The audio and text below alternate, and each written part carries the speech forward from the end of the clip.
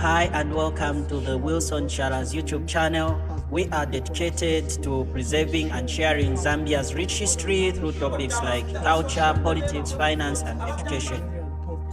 From traditional ceremonies to trending stories, parliament proceedings, and everyday voices, we bridge Zambia's past to its future.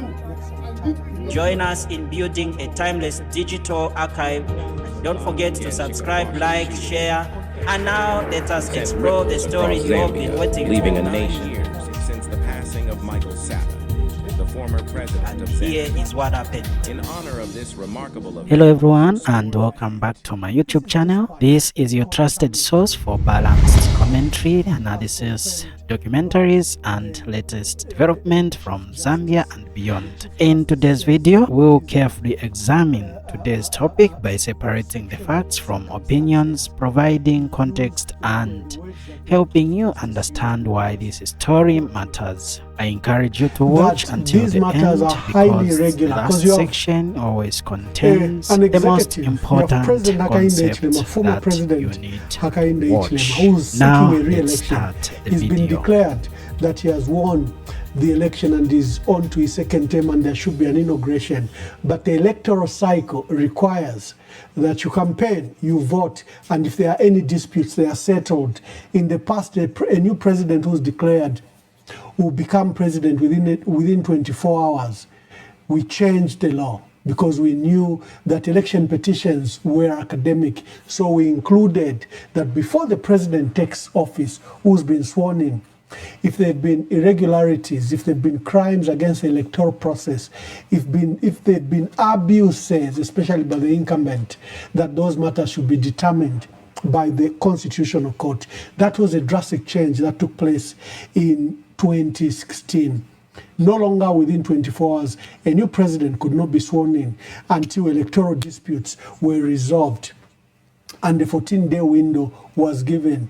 The court issued rules and regulations of how that petition should be handled. They said the first 7 days is a window for any petitioner, any litigant to file in. The next 7 days is for the court to hear the evidence and preside over the matter, hear and determine the matter. What is the trouble with the 2026 elections is that everything has been broken. The African Charter on Democracy, Elections and Governance, and the SADC Protocol on Elections and Good Governance all forbid the role of the military to be in the ballot centers, in the polling centers. In this election, President Hakainde Hichilema deployed the military in totaling centers, and they not only were present, they interfered with the electoral process. They confiscated audit trail documents. They participated in the alteration of results. That's one major issue. Number two, the custody of ballot boxes and election material were interfered with. You cannot trust the results because the chain of custody was broken by either the military or by UPND cadres. You have UPND cadres that were unleashed to justify the closure of all counting centers for a period of up to 12 hours. From 6 to 12 hours, the centers were closed. The UPND, President Hakainde Hichilema, unleashed the cadres Kalufianya, and we put it on the president because he's never ordered their arrest. He's never even acknowledged the crimes that were done by the UPND. He ordered Kalufianya and his gangs and the thugs in UPND in Kabwe to disrupt, remove, steal, and even trash hundreds, thousands of ballots that were thrown in sewer line, in drainages, especially in Chipata compound. And the president has never ordered the arrest of these thugs that are very well known. Everyone identified Kalufianya and these thugs that terrorized in Matero, Lilanda, and terrorized in Chaisa and Chawama. They did the same in Kabwe, where they grabbed, trashed ballots cast by hundreds, by thousands of Kawe residents, by thousands of Lusaka, taken and trashed in the sewer, trashed in the drainage. in one of the videos we saw in Chawama, where they got all the ballots that were at that polling center. They even lit them.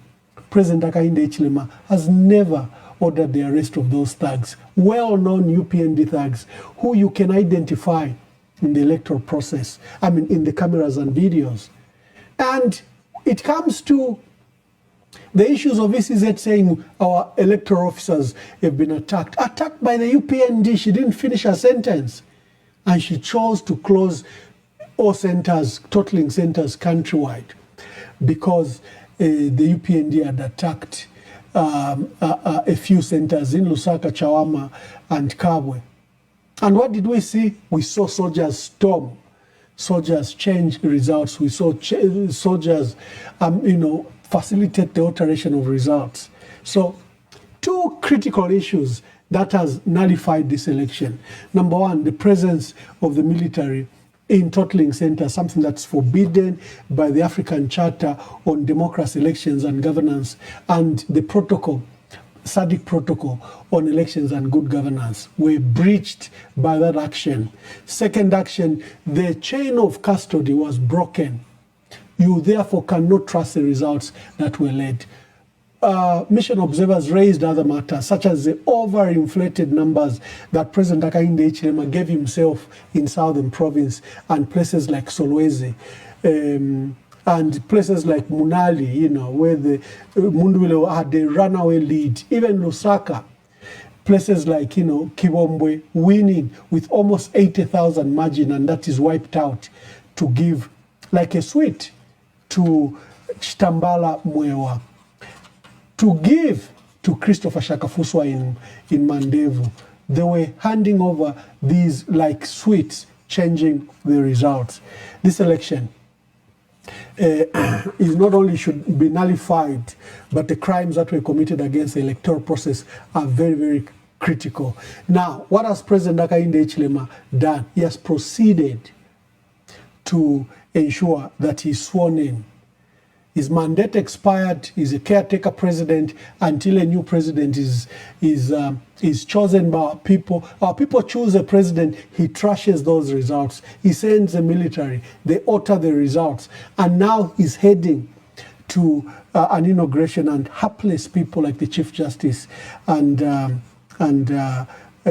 Kangwa, Patrick Kangwa, Secretary to Cabinet, are determined to swear him in despite the challenge. Another matter, under the African Charter on Democracy and Elections, which Zambia is part to, is a charter, to promote good governance that Zambia, acceded to with the African Union. You cannot swear in a new president. You cannot swear in the president-elect until the disputes are resolved. It's not allowed. You cannot. So what Patrick Kangwa is doing is just not breaking our law, but is breaking the charter that Zambia acceded to with the African Union. That's a matter we are tracking this morning. The determination by President Hakainde Hichilema to be sworn in, even when there's an outstanding court challenge, even when the cycle of election has not been completed. You campaign, you go for voting, then you resolve the electoral challenge. For the presidents, that is what is set, and that challenge must be resolved within 14 days. And yesterday, we saw a circus of magnitude, a proportion. That was a circus. Secretary to Cabinet, Chief Justice, to attempt to absolve himself, says the things that have occurred are irregular. I've received this petition in my email, private mail, and I am therefore using my administrative powers as Chief Justice. Remember, this is a constitutional office. He says, I'm referring the documents received to the Constitutional Court for its consideration on the issue of filing of the petition, and the experts that affected, and expects that the affected parties will hear from that court in due course. The Chief Justice recognized that the courts were closed. He recognized that the executive went to a large extent to disrupt the petition. the petition by Brian Mundubile and Makebi Zulu was disrupted. Hi guys, sorry, we just have to pause this video. According to the new YouTube policy, we just have to leave a significant commentary in the video. So if you enjoy this video, please remember to subscribe, like and share with your friends and families. Turn on the notification button so that you are able to see the video always when I post. And don't forget to watch this video up to the end for you to enjoy the full content of our videos. Leave a positive comment in the comment sections. It helps us to improve our channel rather than bad comments. This video will continue very shortly. Stay with me. Continue watching the militia. The They've concocted new videos that they are showing every hour on ZNBC, thinking our people will believe the stories. Sadly, our people can see through the lie. It doesn't matter how much you repeat it. Those are lies.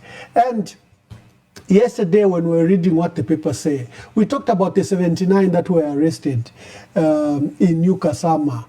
You know, these foreigners have a habit of setting up some form of data centers and data communication centers where they are either loaning our people money illegally, or they are conducting cyber crime, traditional cyber crimes, where they are hacking, you know, like mobile money.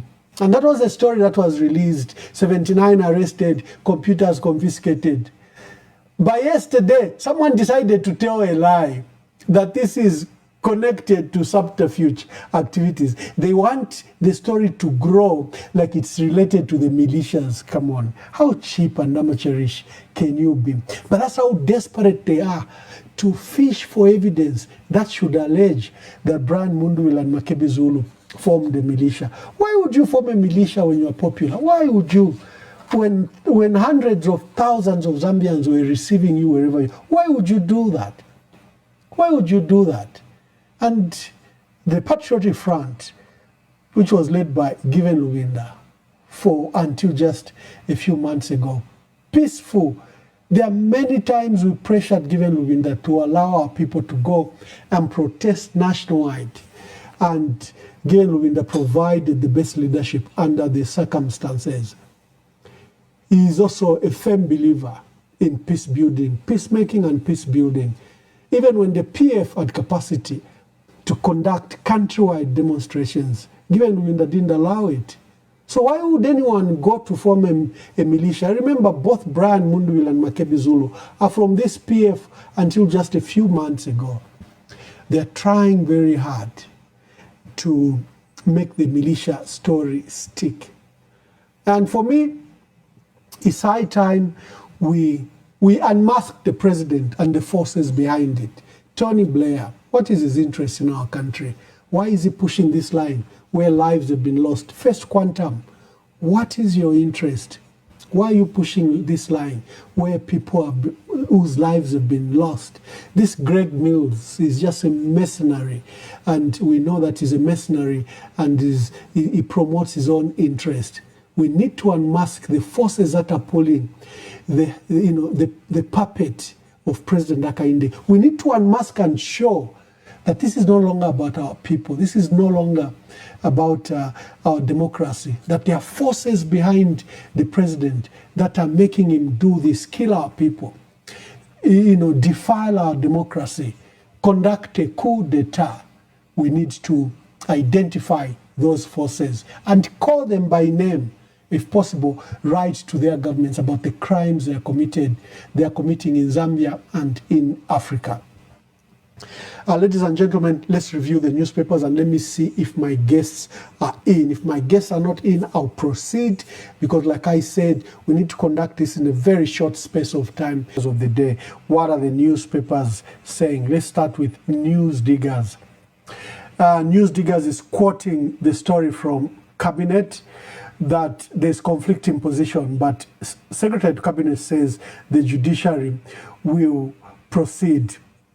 They're also carrying the story of the 79 cybercrime suspects that allegedly targeted government system. Remember how they reported the story yesterday when we did the review of the newspapers? They said these were cyber criminals that were targeting, they were scammers. Now the scammers are being made slowly to target government institutions so that later they could marry it to the so-called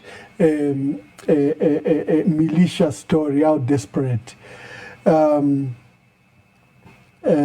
are quoting President Mnangagwa in his congratulatory message to, Zimbabwe finally congratulated the president. Remember yesterday we said South Africa and Zimbabwe have not. Musokotwane says we won't need IMF in 5 years. Come on, this old man, all he knows is the IMF. He doesn't know anything else. We saw when he came in 2008 and 2011. We saw when he came in 2021. His economic policy pursuit is so archaic, but he speaks for the minds, so they love him. So he will probably even return to his former office. The Mast is leading with the story. Put Zambia first. Hichilema and Mundubile should reconcile to unite the nation. This is what the pastor is saying. Which pastor is this? Let's see. Is a Zambian clergy based in Malawi. He's urged President Hakainde Hichilema and Brian Mundubile to reconcile. Then State House denies order in court's closure. Cleso Namasaka issued a statement yesterday distancing the president from the closure of the courts. This story has backfired so badly on the president. He made international news when he closed the courts. And I was happy to see the story trending that President Hakainde Hichilema closed the courts to prevent his arch-rival Brian Mundubile from filing a petition against his re-election because of mass irregularities. And it was trending from Beijing to Paris, London, Johannesburg, New York here, and Quebec. So, sorry, Clayson, you are too late. The action by your president embarrassed our country. 2 apprehended in Kabwe cattle theft. ZRA US firm seal Livingstone border tech deal. They are quoting Linda Kasonde's petition, nullify HH's victory. 3 petitioners. Remember, there are 3 petitioners: Linda Kasonde, Brebna Changala, and Linda Kasonde's NGO. Let's go to the next story.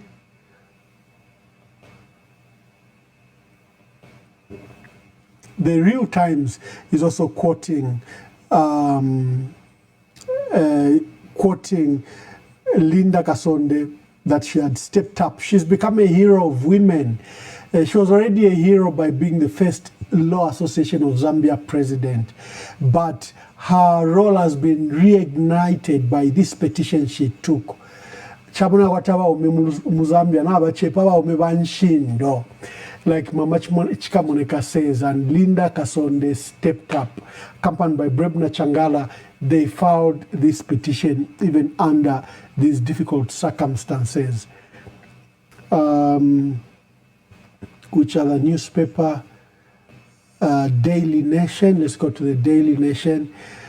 The Daily Nation is leading with Clayson Namasaka's story, where he's saying that HH didn't order the closure of courts. Musoma, Zambia Republican Party president, is saying this: the judiciary must compensate for the lost Monday.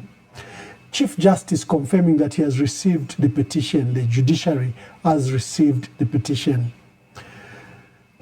CCZ says, like our colleague from, like the cleric from Malawi, Zambian based in Malawi, the CCZ have also called on President Hakainde Hichilema and Mundubile to meet and reconcile.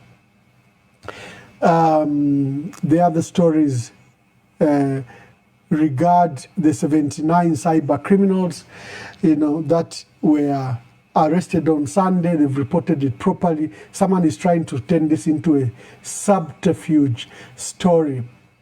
We have Times of Zambia, state-owned newspaper. This is what I was talking about. If you look at yesterday's Times, they said these were cyber criminals.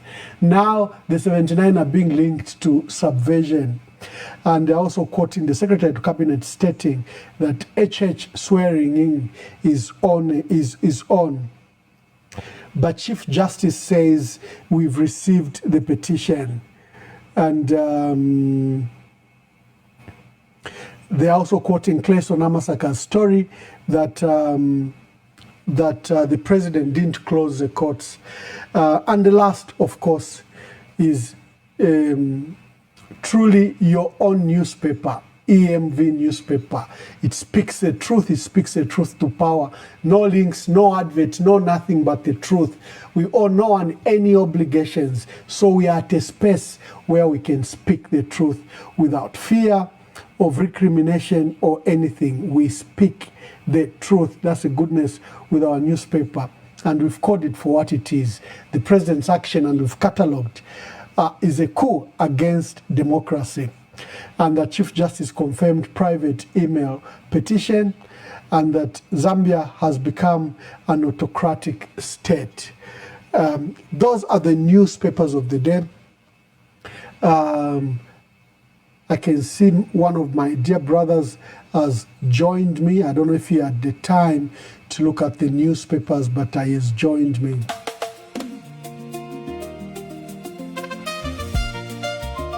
Political and other issues moves fast in Zambia. Headlines scream from every screen, but do you actually know what they mean for you? There is too much noise, too much imposed opinions. You don't need another talking head shouting opinions. You need facts, you need context. You need the truth behind the noise. You need EMV. Emmanuel Mwamba verified. Welcome to the award-winning podcast, EMV. We cut through the chaos every single day, and we bring you sharp, fearless news, reporting and deep dive analysis and special guests. Just the stories that matter, explained clearly. Stop guessing. Start knowing. Subscribe to the EMV podcast on YouTube, Facebook, TikTok, Apple Podcasts, Spotify, or wherever you get the shows. Spend your evening with quality information. This is EMV. This is Emmanuel Mwamba verified.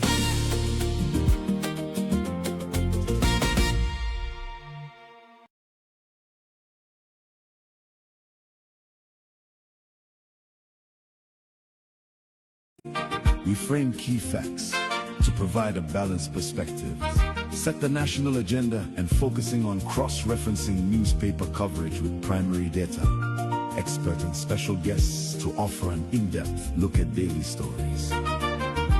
Live on EMV, I'm talking about Emmanuel Mwamba verified.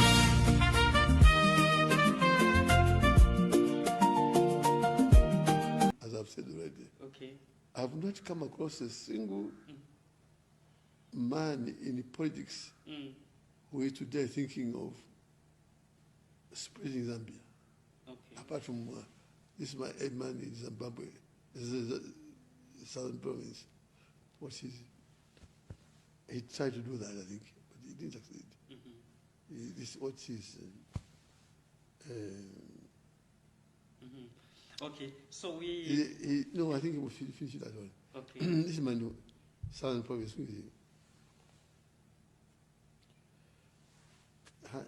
What is he? The man is running his party. Which one? Magande? No. Oh, no. He comes from Southern Province. Southern province, yes. This man, who is he? Hakainde Hichilema. Hakainde. Hakainde. Hakainde Hichilema. Hichilema. Hakainde Hichilema. Who running his UPND. UPND side. Apart from that, there is no other leader. I can fear to run this country. All those elections. If he wants to prove that there's free and fair elections, we let our petition, our matter be heard, the right to be heard. Let it be heard in court. Let him stop influencing these useless adjournments. Then you can talk about a free and fair election. His election is contested. We're in court. And it doesn't matter how long he delays it. His view is that we will give up. We are not giving up on that. Because he'll get used. Next time, he will just steal the votes again, as he did in August 2016.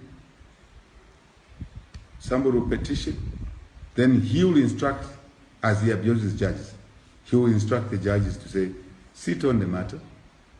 As you know, the court process here, once litigants submit their documents into court, the time and process is managed by the court. Then you just wait and sit for 14 days. A wrong interpretation of 14 days. That is not acceptable. So there is no free and fair elections. Look at the Electoral Commission's conduct. It's a disgraced Electoral Commission. The way Judge Zulu announced the results in Lundas, announced results more than the number of people who voted in Lundas, valid votes. Can you imagine the condemnation that President Hakainde Hichilema gave to Judge Zulu, demanded his resignation, where he announced in Lundazi the results that were more than the number of people that voted, registered voters. He has 32 constituencies like that. How the, crow come to roost. Welcome to the program, Bachand, and welcome to today's program. Thank you very much, Ambassador, and it's a pleasure, being here. And wow, just following up things, perfect. Yeah. Yeah. We are tracking the story. The story is that the Chief Justice, started with the first statement from the Chief Justice, Kalumba Chisambisha Slavin, issued a statement that the Chief Justice had received a private email in which, the petition was filed. And the Chief Justice recognized that this was highly irregular. Of course, the courts were closed. Before that, prior to that, the petitioners were harassed, locked up, jailed, and taken out of the country in some cases. And bought, like NRPUP and Secretary General of the party, Zuman Zimba, totally bought. And the Chief Justice says, using his administrative powers as Chief Justice, and which was quite exceptional, he accepted this petition and submitted it to the Constitutional Court for consideration. Then we saw the Chief Justice, we saw the Secretary to Cabinet, Patrick Kekangwa, issue a statement that the swearing on President Hakainde Hichilema, who proceed on Tuesday, 1st September 2026, and he said this was in accordance with the Constitution Provisions Act number 2 of 2016. And then there was an uproar, the social media fierce storm emerged, saying, comparing the two, who's senior, Chief Justice or Secretary to Cabinet? Who should determine constitutional matters between Secretary to Cabinet and the Chief Justice? And I think the Chief Justice, as usual, was so embarrassed that at the last minute, towards the end of the day, we saw them leak a story that the Secretary to Cabinet relied on. This was a correspondence written by Nalishebo Imata, the court administrator, who had written to them that there was no petition at the end of the day. Of course, the courts were closed, that's why there was no petition. But although the courts were closed and everyone was forbidden to go to court, she found time to write this on judiciary letterhead and sign it and deliver it. Yet courts were closed across the country, including our office. This is what we are tracking. Today, the newspapers have gone with a story that Patrick Kangwa says the inauguration will go ahead despite the court challenge. We are in an illegal atmosphere. Personally, I've said the president has conducted a coup because he has suspended the constitution. He's jailing people. He has invoked state of emergency without declaring a state of emergency. He's locking up people for so many days.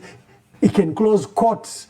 He can suspend the counting of votes. He can deploy soldiers in the totaling centers. Remember, the deployment of soldiers, any movement of soldiers requires the approval of the president. In my view, like I keep on calling it, if it quacks like a duck, walks like a duck, swims like a duck, it is a duck. This is a coup that the president has done. Let me throw the ball to you. Wow. Then this is very strange, Ambassador. And this will be a very big embarrassment on our judiciary. Chief Administrator cannot ignore the Chief Justice. Then we have a big, very, very big problem. You see, this is a much bigger problem than we anticipate. It's like the judiciary can debate, they deliberate, but the executive can announce the verdict before even the judges finish reading the verdict. The judges have not read the question, the verdict is passed by the executive. Then why bother the courts? Seriously. It's like the next time we have this, we should just send it to State House rather than send it to court. And Zambians must understand this is so much bigger than the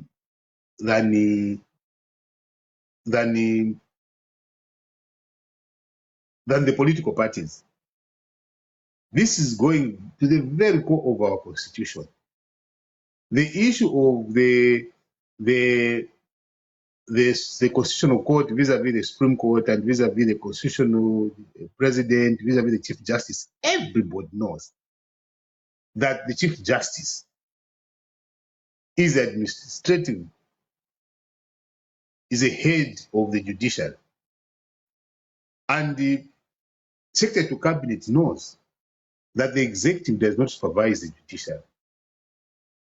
It doesn't. And what level of arrogance will that be? Where the Chief Justice, probably understanding the pressure that the people are putting on the judiciary, gets back to say, yes, this is irregular, but looking at the circumstances that have been created, because there's nothing he can do about the circumstances that have been created. They are being influenced from somewhere. But then he uses his powers to say, yes, even when it is irregular, I'm receiving it, I confirm receiving it, and I'm forwarding it to the relevant authority. That should have called the Chief Administrator and the Secretary to Cabinet to sit down and look at what the Chief Justice has done. Consult with him.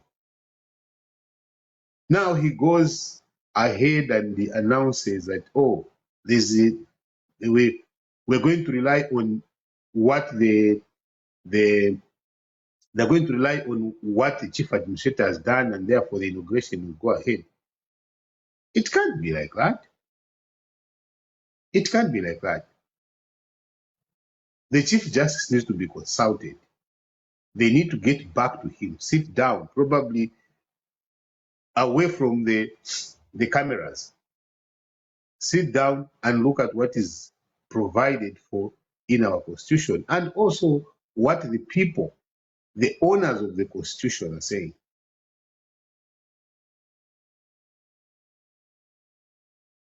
You cannot simultaneously tell the citizens that Zambia is governed by the rule of law while behaving as though political timetable has already overruled the justice system. It doesn't work like that. It doesn't just work like that. You know, if the petition is frivolous, the Constitutional Court must determine that. If there is no legal consequence, then the Constitutional Court pronounce it. But don't have the executive standing outside the courtroom shouting, hey, no inauguration is going to go on. They are creating a system that there is no confidence in our democracy. And we still think as Zambians that our democracy must survive. Our democracy must be given time. Our democracy must be given prominence. You see, Mwamba, if the secretary to cabinet and the chief administrator misconducts themselves for that, they will have to be held in contempt. They will have to be held in contempt. Let the judiciary pronounce itself. Let the Constitutional Court have a say. That is what people are looking for. We know that it is the judiciary is extremely under pressure. Just like the president had said that in his address, the video that you just played here, about how he viewed the Constitutional Court to have been handled at the time. And it's like a playbook just happening in real time, every word for word. And I like it that you see, social media does not forget. What we say now, today, what we are saying here, is something that will be held accountable.